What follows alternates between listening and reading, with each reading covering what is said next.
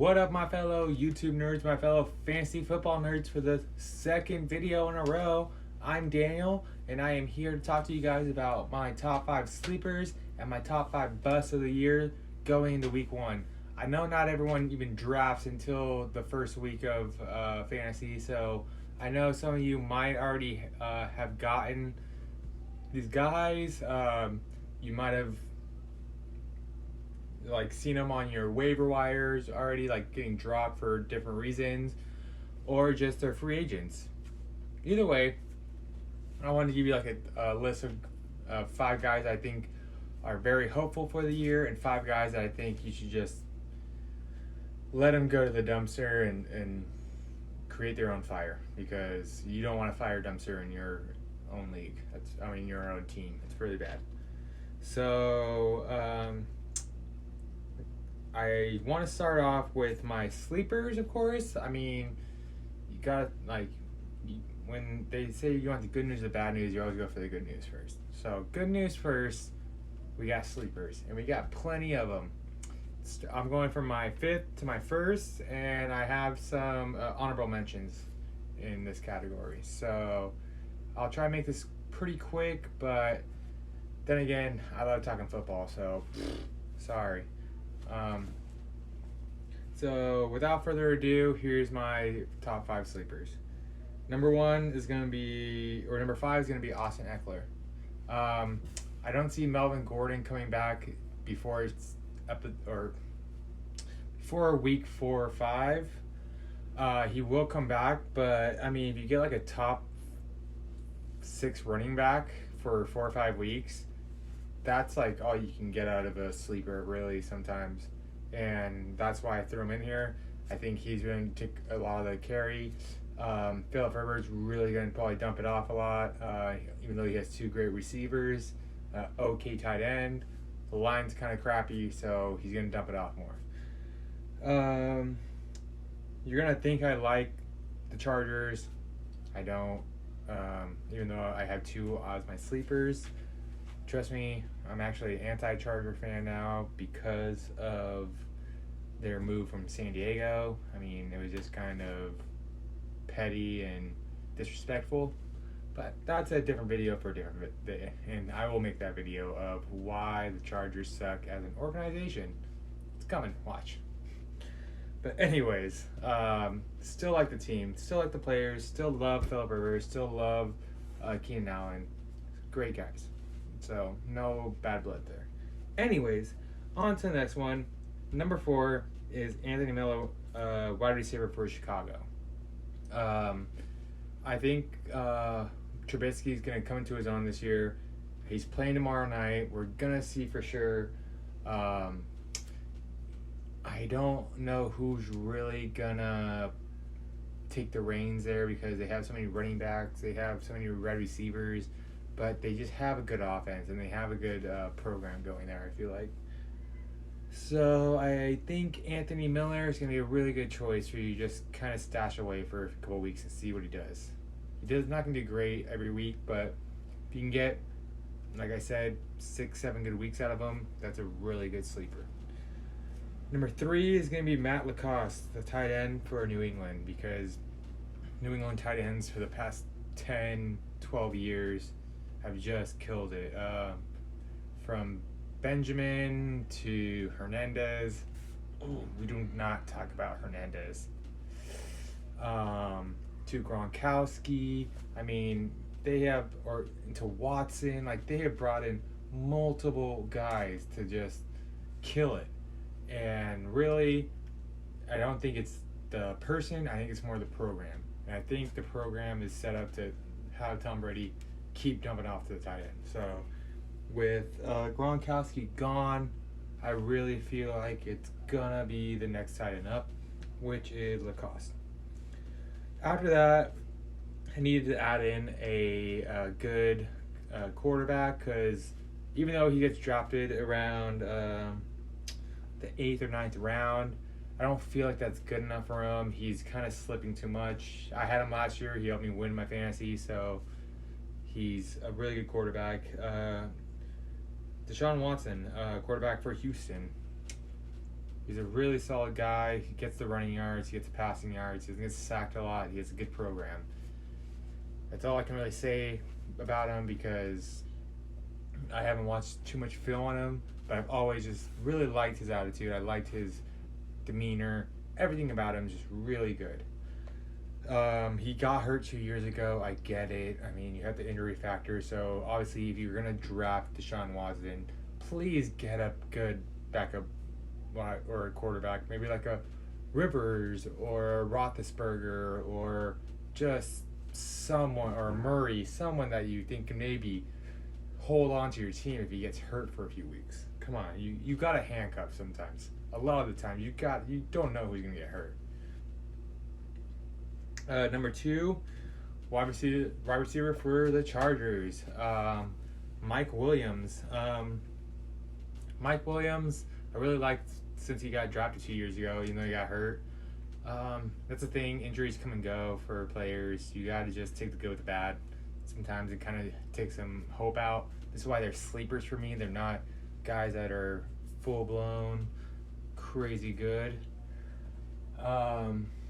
He did really good last year, and I think he's gonna blow past Keenan Allen for the rest of the season, this whole season. And so the honorable mentions that I got, I should have done them before I did my number 1. I meant to do that, but whatever. I'm learning. My honorable mentions are Njoku, the tight end. I believe I'm saying that right. The tight end from Cleveland. I drafted him, so I really hope he does good. I think Cleveland's going to have a solid offense. Greg Olsen, another tight end, Carolina. I also drafted him in my other league. I think he's going to do even more better because I get it. He's had foot injuries 2 years. But you got to take a risk on a guy that killed it when he wasn't hurt. Like, killed it. Like, he's like an Adrian Peterson type guy. Lastly, Russell Wilson. Quarterback for Seattle. He's going not into like the 9th or 10th round. It's ridiculous. They're gonna do so much better this year, and I really believe in him. I've loved him since college. So that was my sleepers for the year. This is me going to my busts. I mean, I hope you like these because they're gonna be some juicy ones. Number 5, Melvin Gordon. I mean, everyone's taking him in like round 2, round 3. If you're not gonna play 4 or 5 games for me, I don't want you till like round fucking 7, man. 7 or 8, actually. Like, and that's being lucky. Sorry, I get it. You want money. You're gonna get the money eventually. Like, what are you complaining about? Just run your ass off. I mean, don't get hurt and run your ass off. If you feel like you're gonna get hurt, just take the fucking game off. I don't get it. I really don't. I mean, it's the same shit, different fucking person. You get, oh my god, I want 10 million instead of 8 million. Cry me a river, dude. I want a $1 raise. Like, give me a freaking break. You want so much million a year. Number 4 is gonna be James White. I just feel like Sonny Michel is really gonna peak this year. Year 2, they're just gonna really phase out James White, and he's gonna be a free agent next year. Not anything as him. It's just more the organization is really gonna pull hard for Sony. Next, number 3 is gonna be Brandon Cooks. Never really liked Brandon Cooks. He's in a good offense, but he's not a great receiver. He's not a number 1 receiver. He's barely a number 2 receiver. So you can say what you want about what he did last year. I get it. He was surprising. He's tall. He's fast. Blah blah blah. He's gonna end up getting hurt or something this year, where he just doesn't pull through like he should. I mean, I see him going early in drafts too, and I was like, oh my god, I wouldn't even take him late in drafts. But sure, do what you want. Number 2, I hate prima donnas, and I hate him so much more this year. Antonio Brown, dude. Ew. Just ew. I loved you like 4 or 5 years ago. You were great. You were hustler. You were the working man. You did what you needed to do and made sure it didn't matter how the hell you did it. You just made it work. Now you're complaining about helmets, about fines, about trades or comments that former quarterbacks are making. It's like, dude, just stop it. Just okay. If you don't want to hear from them, go out and do work, man. Go out and show them how much better you are. Don't try to be like we weren't friends. Blah blah blah. How dare uh, my team find me? How dare I? Like all this stuff. Like poor pitiful you when you're making bank, bro. Like the helmet thing, gross, gross on so many levels, dude. Like you are making millions, and you're like worried that your gross ponytail or like freaking whatever you want to call it, rat tail on the back of your head is squeezing on the back of the freaking helmet. Then cut the fuck off, dude. Seriously. It's the worst characteristic in anyone. I don't care if you're a receiver, a running back, a cornerback, a freaking quarterback. I don't care. You're a prima donna. I don't like you. I don't want you. Get the fuck away from me, dude. Steelers, good job because you really did yourself justice with that POS. It's like, I'm not saying Juju Smith is up to his league, but man, he is not up to that freaking drama. Wow. And like, I'm not even like a hater of the Raiders anymore. Like, I'm not a hater of any team anymore. Like, but man, when you show me that for like the past 2 months, ooh, if you look like shit and you smell like shit and you fucking portray yourself as a piece of shit, guess what you are? Piece of shit, bro. So, sorry, number 2, Antonio Williams. I mean, I'm sure he's going to get suspended sometime this year. So, for something stupid he does. And number 1, I know I said to maybe pick him up as a backup quarterback, but this is just my pure hatred of rookies. Number 1 is going to be Kyler Murray because someone's so high on him. Like, going round 4, round 5, that's ridiculous. That's a bust.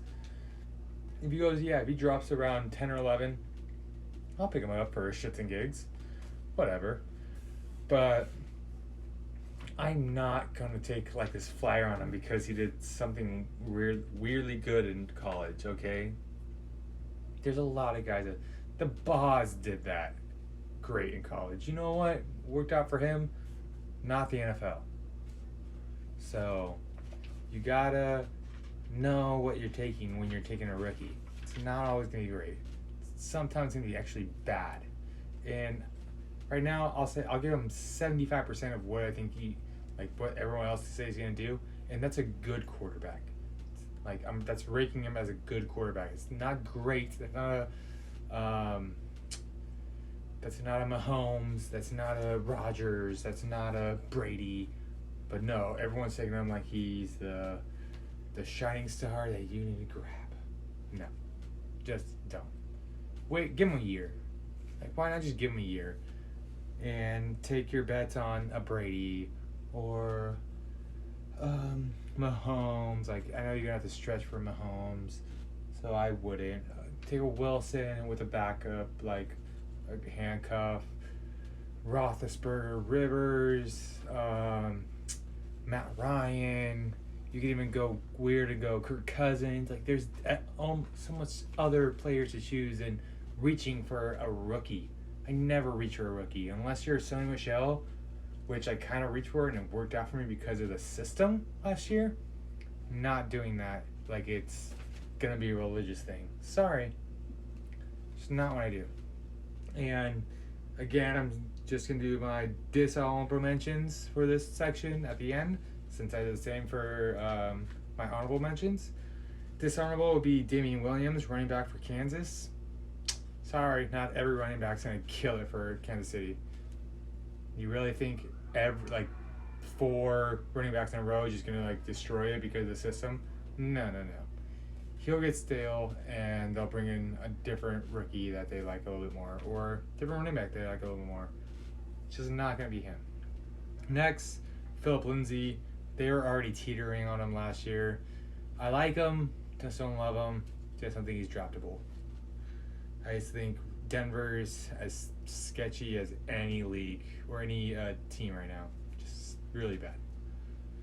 And lastly, anyone playing for the Indianapolis Colts now. After that Andrew Luck thing, really sad to me, mostly because that whole team's screwed, from offense to defense to coach to front office. You might as well just start making your resume going like right now, like pretty hard. I mean, I get it. They signed Brissett or whatever to an extension.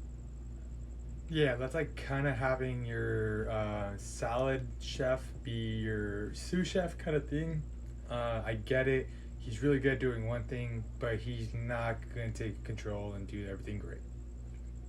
So, sorry, Indy. I just think you're really going to have a hard year. You're probably going to have the first pick in the draft.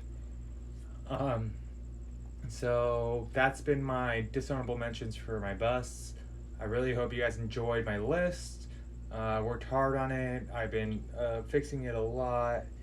And oh my god, I'm so sorry. I've been just touching my head so much. It's just a super hot night in San Diego, and my AC went down. So kind of working with what I got. So I appreciate you guys watching me rub my forehead over and over again. Please leave a like, a comment. Leave a comment for what you think I can do better, what you enjoyed of the video. Just any sort of feedback really does me well. That way I can do better next time, or I can just enjoy the love.